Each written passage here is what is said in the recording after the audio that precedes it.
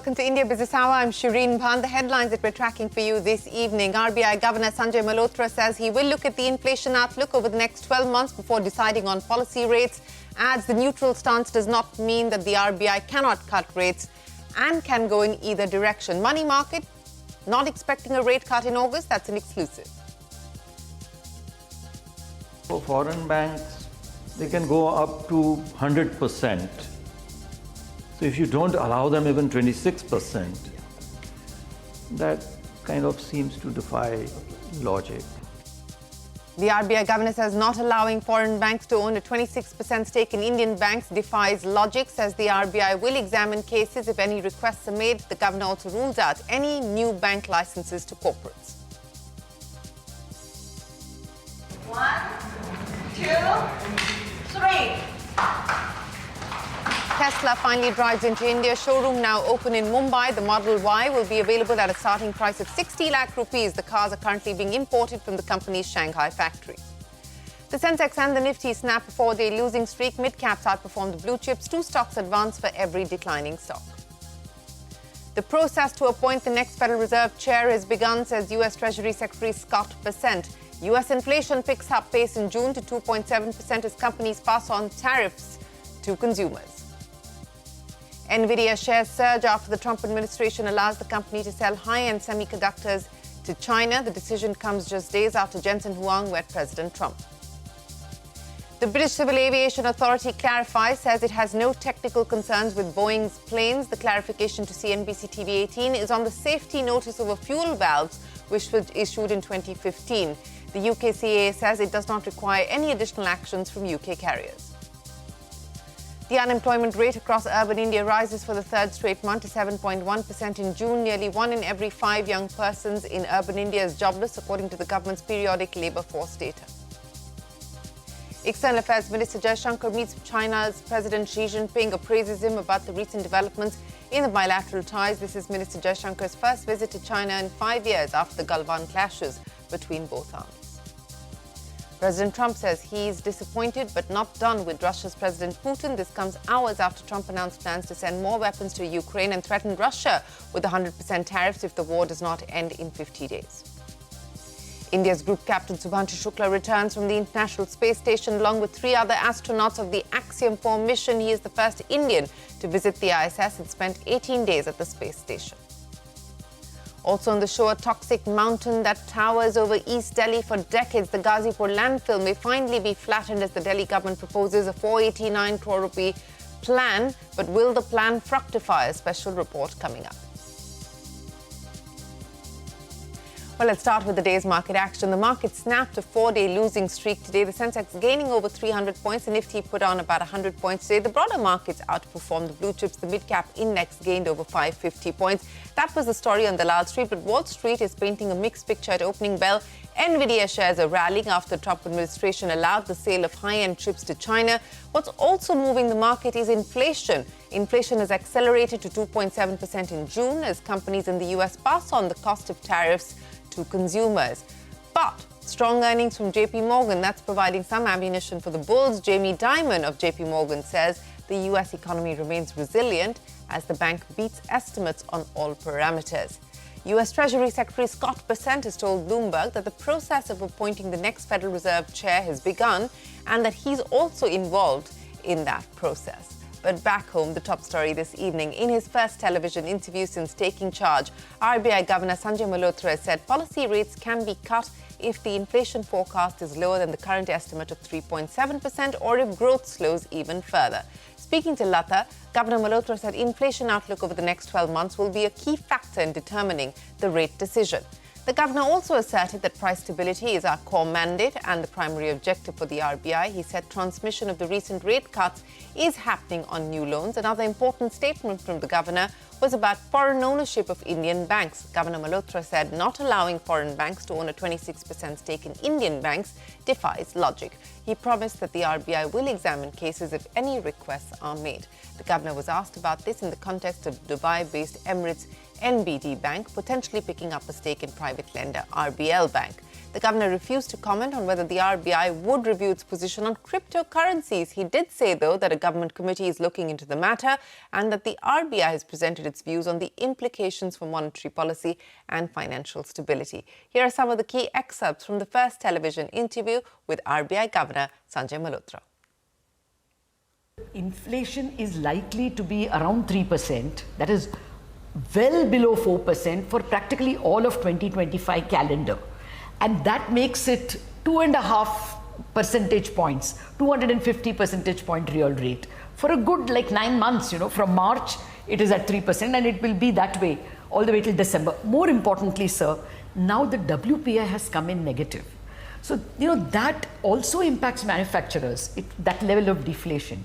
So I'm asking, when you say neutral, is it one third hike, pause, cut, or will the percentage of cut be a little more, given the kind of deflation number we are getting in WPI and No, see, firstly, let me say that monetary policy, as I've mentioning, it is forward-looking. At the point of time when the MPC met last in June, the inflation numbers, even though at that point of time were about 3% or so, right?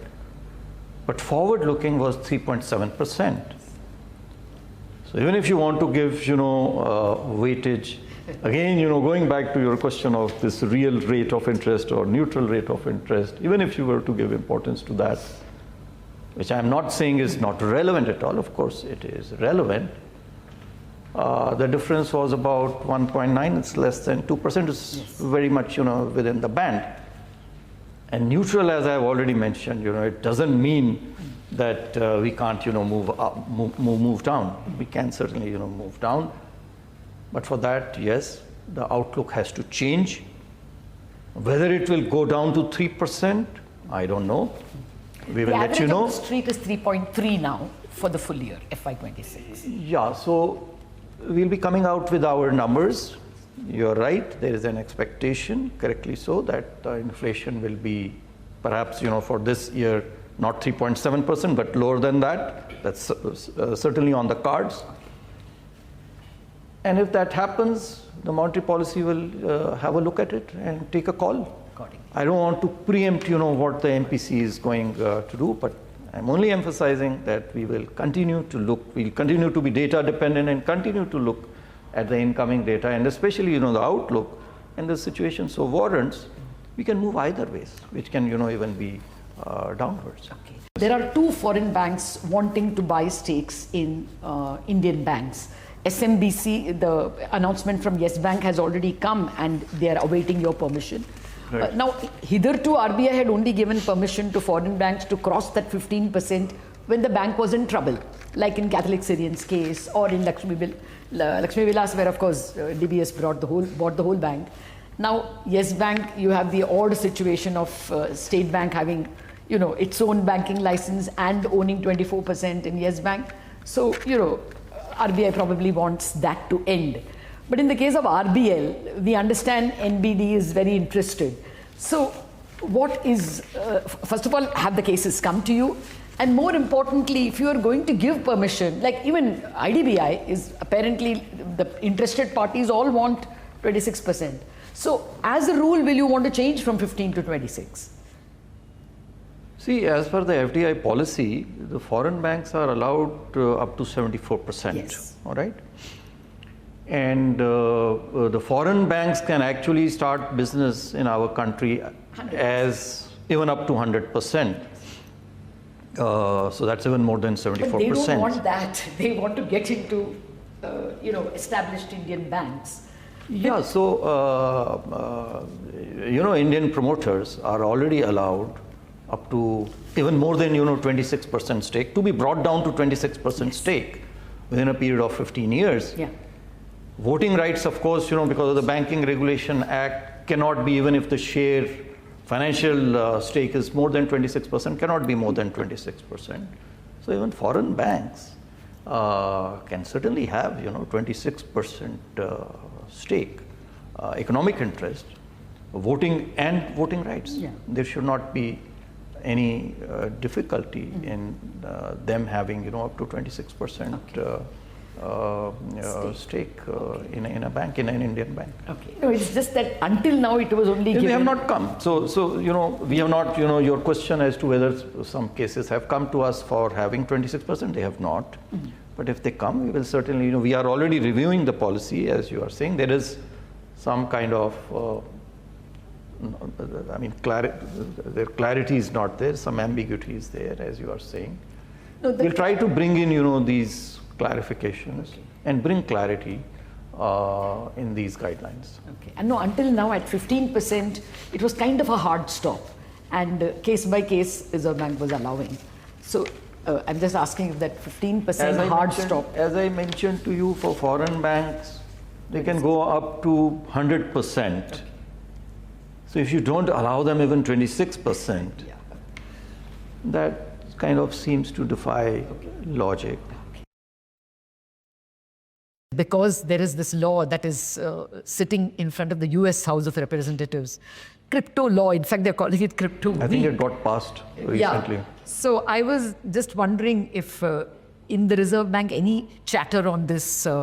Reserve Bank was opposed to it, and I thought with very good reason, but see, when you re-look, because the world is moving. There is, I would not like to talk about it, because there is a group already constituted by the Government of India, headed by the Secretary. We are also represented over there. We have given our views. It has implications for monetary policy and financial stability, as we have already mentioned.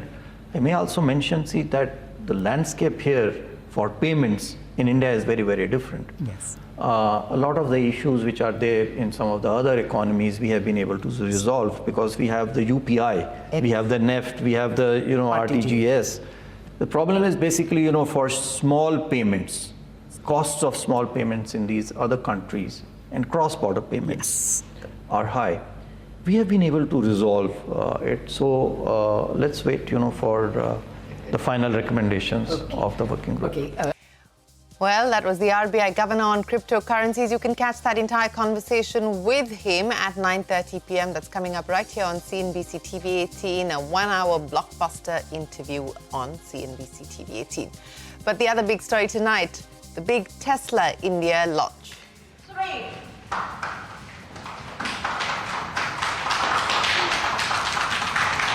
Well, after years of speculation and deliberation, Elon Musk's Tesla has officially entered India. The EV maker opened its first India showroom in Mumbai. The EV giant has 2 variants with the Model Y on display at its 4,000 square feet showroom. The Model Y is available at a starting price of 60 lakh rupees, which includes import duties and tariffs. Parikshit Luthra takes you inside Tesla's new home.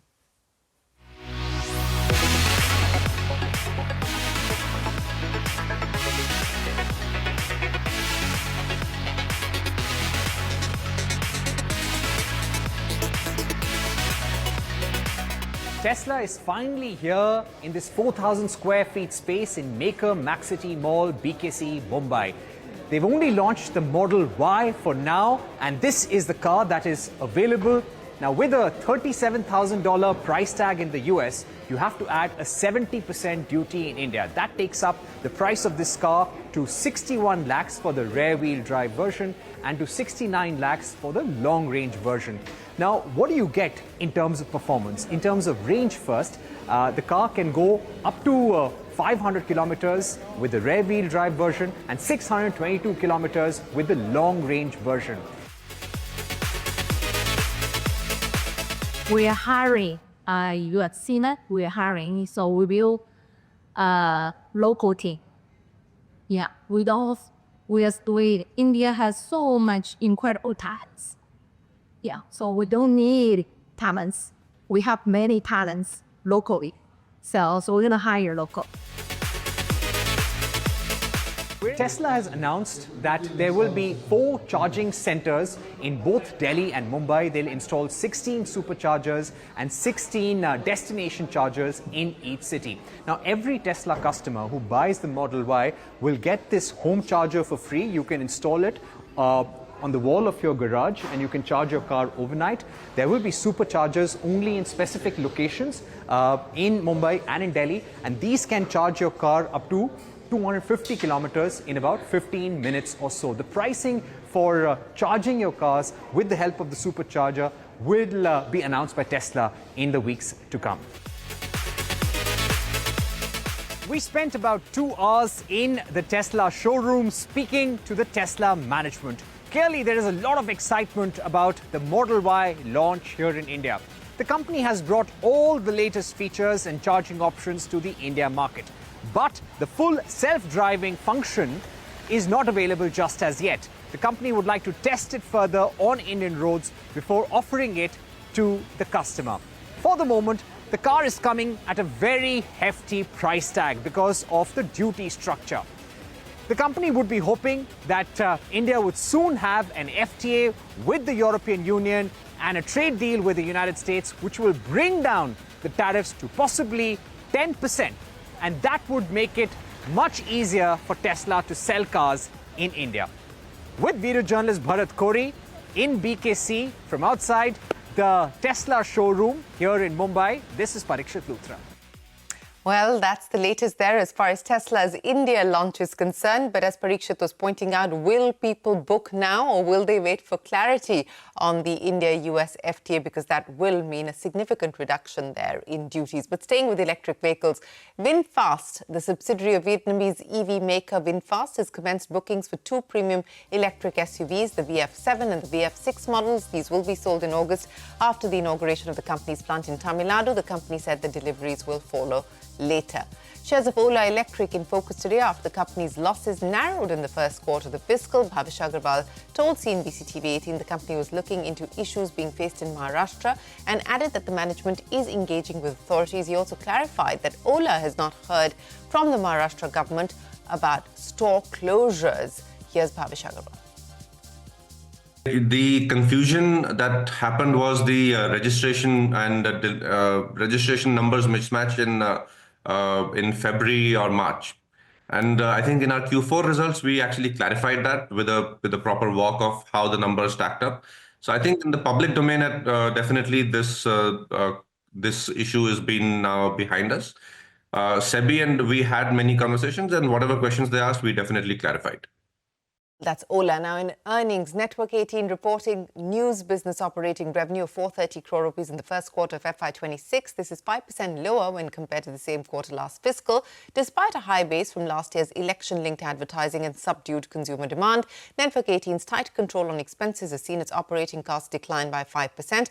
A standard disclaimer, CNBC TV 18, the channel you're watching, is part of the Network 18 group. India's urban unemployment rate has risen for the third month to 7.1% for the month of June. Now, as per the government's periodic labour force data, nearly 1 in every 5 young persons in urban India is jobless. Sapna joins us now with the details. Sapna, what is the periodic labour force data telling us about the state of employment across the country? Well, urban unemployment continues to be a big worry. So if you look at the rate across age groups, it has shown a sequential upward increase month on month. And for the month of June, for instance, the urban unemployment rate for all age groups is as high as 7.1%. This was around 6.5% in the month of April. Similarly, for the youth unemployment, that is basically the age group of 15 to 29 years of age, that is very, very worrying. That number is very striking. 18.8% is the unemployment rate, and this is higher by almost 1% month on month, which means basically it was 1% lower for the month of May, and it was lower even in the month of April. So just in 3 months, you have seen this big spike coming. I think that's a big worrying trend. Having said that, however, the redeeming part is that India's overall unemployment rate has not changed. It continues to be at 5.6% for the month of June, just as it was in the month of May. Probably the increase in that particular unemployment rate has already happened between April and May, where it moved from 5.1 to 5.6%. Sapna, many thanks for joining us. Up next on India Business Hour, a toxic mountain that towered over East Delhi for decades. Delhi civic bodies invite bids for the Ghazipur landfill cleanup, a special report. You can catch all of CNBC TV 18's news and updates on YouTube, Facebook, Instagram, X and Jio Hotstar.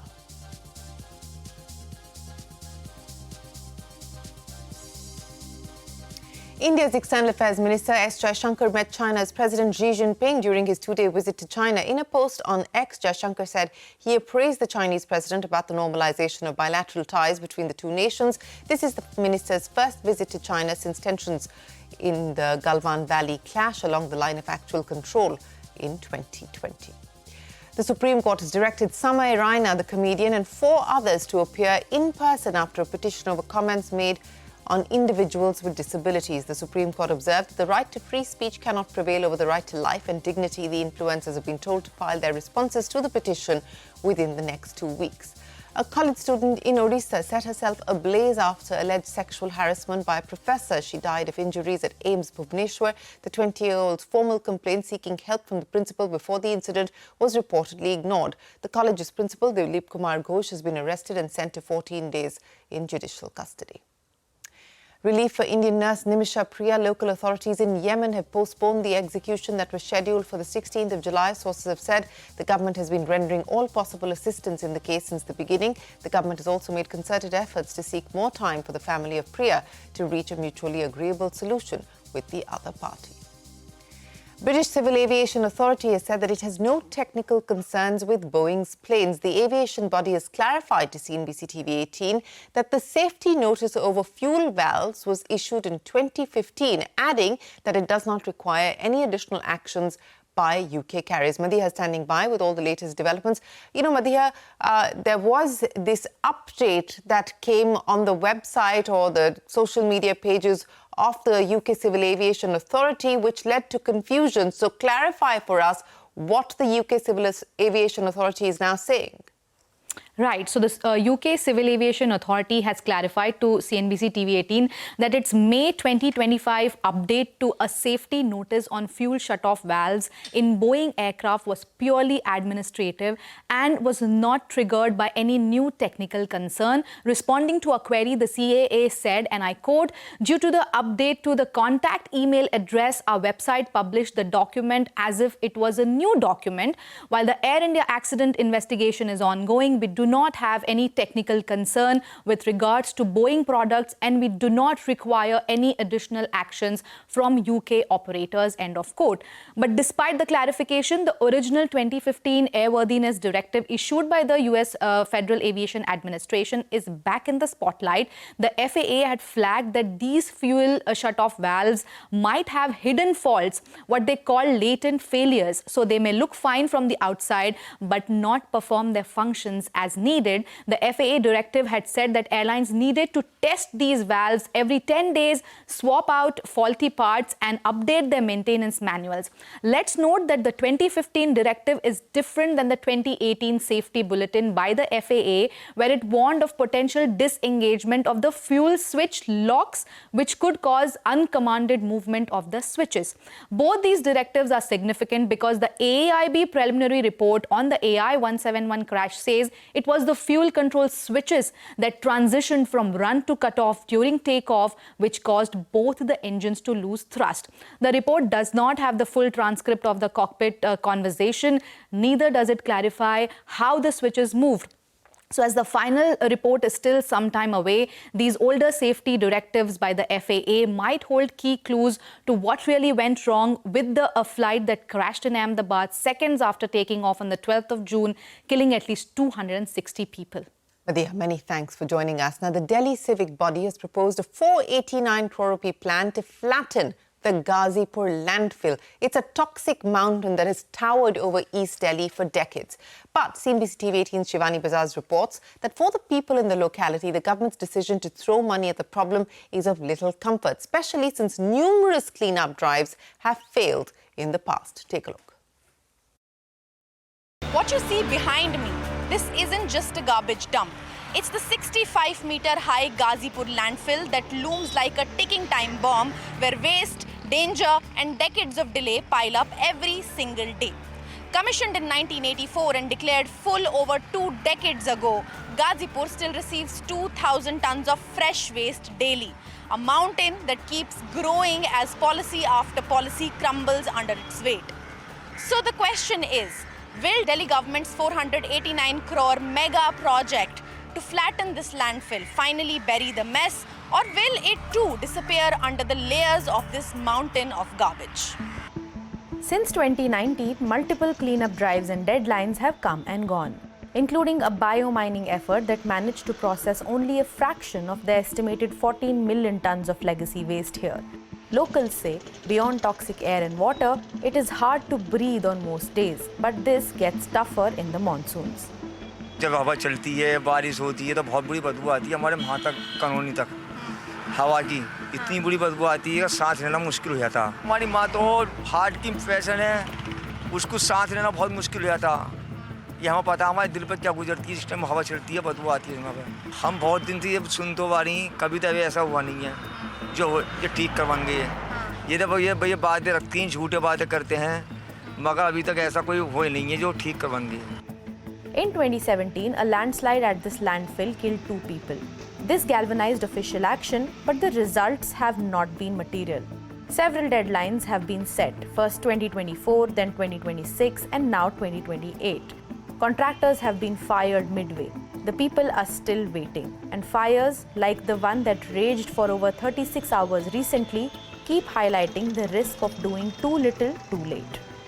बहुत दिक्कत होती है, और पीछे भी फट गया था, बहुत लोग मरे थे इसमें।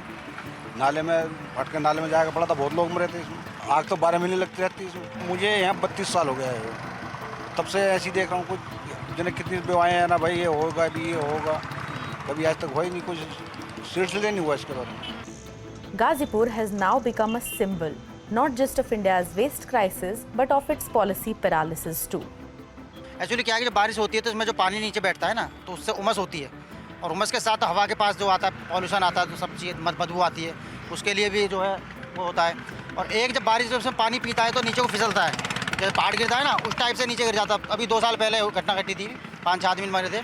और ऊपर से जो है इसमें मतलब विकास, मतलब कहते हैं गवर्नमेंट आती है विकास होगा, मुझे तो लगता नहीं कि रेडफील्ड साइड हट जाएगी यहाँ से। हालांकि हर बार पैसे मतलब बजट पेश होता है, दावे करते हैं कि भाई पूरा खत्म हो जाएगा या आधा हो जाएगा, वो नहीं हो पाता।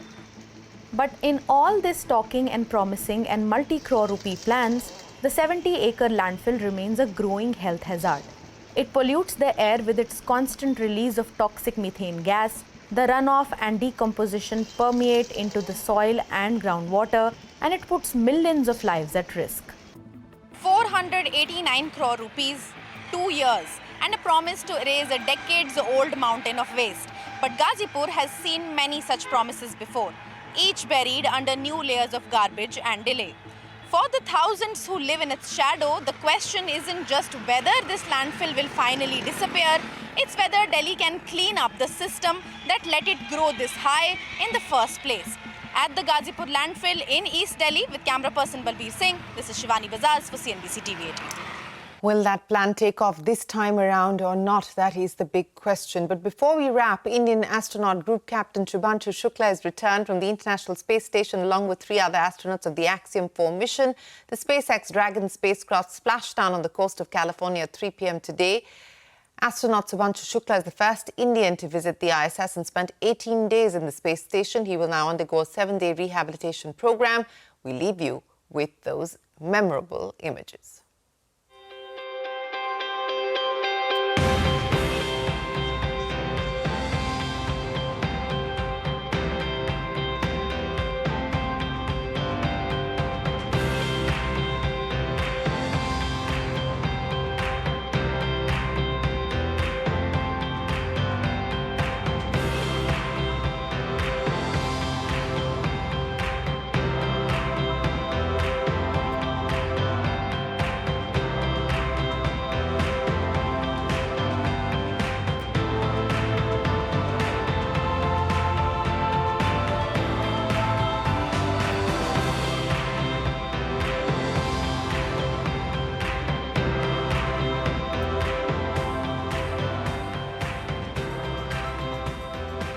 Well, it's welcome back to Group Captain Shubhanshu Shukla and the Axiom 4 team. And with that, it is time for us to wrap up this edition of India Business Hour. Thanks very much for watching. The news will continue right here on CNBC TV 18. Stay tuned. That big exclusive with the RBI Governor coming up next.